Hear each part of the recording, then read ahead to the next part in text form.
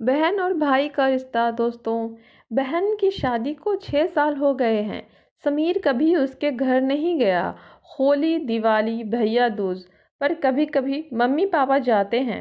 समीर की बीवी एक दिन कहने लगी, आपकी बहन जब भी आती है उसके बच्चे घर के हाल बिगाड़ कर रख देते हैं। खर्च डबल हो जाता है और तुम्हारी माँ हमसे छुप छुपा कर कभी उसको साबुन की पेटी देती है, कभी कपड़े, कभी सर्फ के डब्बे और कभी कभी तो चावल का थैला भर देती है। अपनी माँ को बोलो यह हमारा घर है, कोई खैरात सेंटर नहीं। समीर को बहुत गुस्सा आया। वह कहने लगा, मुश्किल से खर्च पूरा कर रहा हूँ और माँ सब कुछ बहन को दे देती है। बहन एक दिन घर आई हुई थी, उसके बेटे ने टीवी का रिमोट तोड़ दिया। समीर माँ से गुस्से में कह रहा था, माँ बहन को बोलो कि यहाँ भैया दूज पर आया करे बस। और यह जो आप साबुन, सर्फ और चावल का थैला भर भर कर देती है ना, उसको बंद कर दें। माँ चुप रही, लेकिन बहन ने उसकी सारी बातें सुन ली थी। बहन कुछ न बोली। 4 बज रहे थे। अपने बच्चों को तैयार किया और कहने लगी, भाई मुझे बस स्टॉप तक छोड़ दो। समीर ने झूठे मुंह कहा, रह लेती कुछ दिन और, लेकिन वह मुस्कुराई नहीं। भाई बच्चों की छुट्टियां खत्म होने वाली है।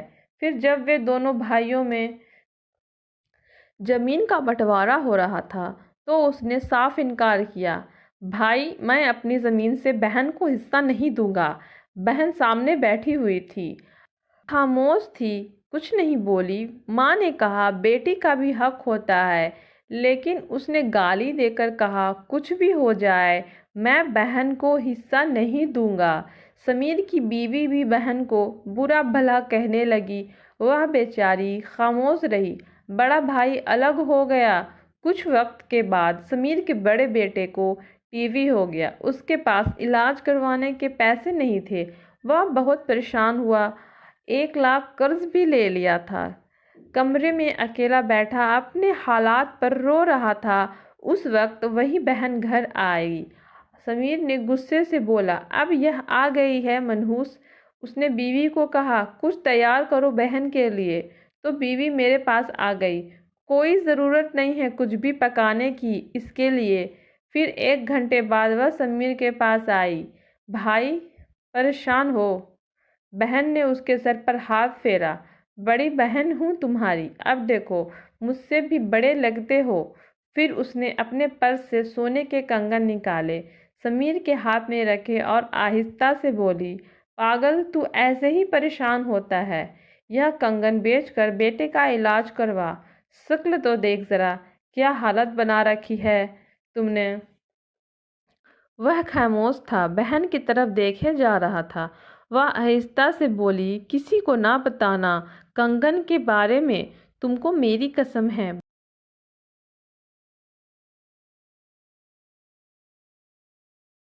बहन ने 1,000 रुपये समीर को दिया, जो 100 और 50 के नोट थे। शायद उसकी जमा पूंजी थी। समीर के जेब में डालकर बोली, बच्चों को कुछ खाने के लिए ला देना, परेशान ना हुआ कर। जल्दी से अपना हाथ उसके सर पर रखा, देख तेरे बाल सफ़ेद हो गए। वह जल्दी से जाने लगी। उसके पैरों की तरफ देखा और देखा टूटी हुई जूती पहनी थी, पुराना सा दुपट्टा ओढ़ रखी थी। जब भी आती थी वही दुपट्टा ओढ़कर आती।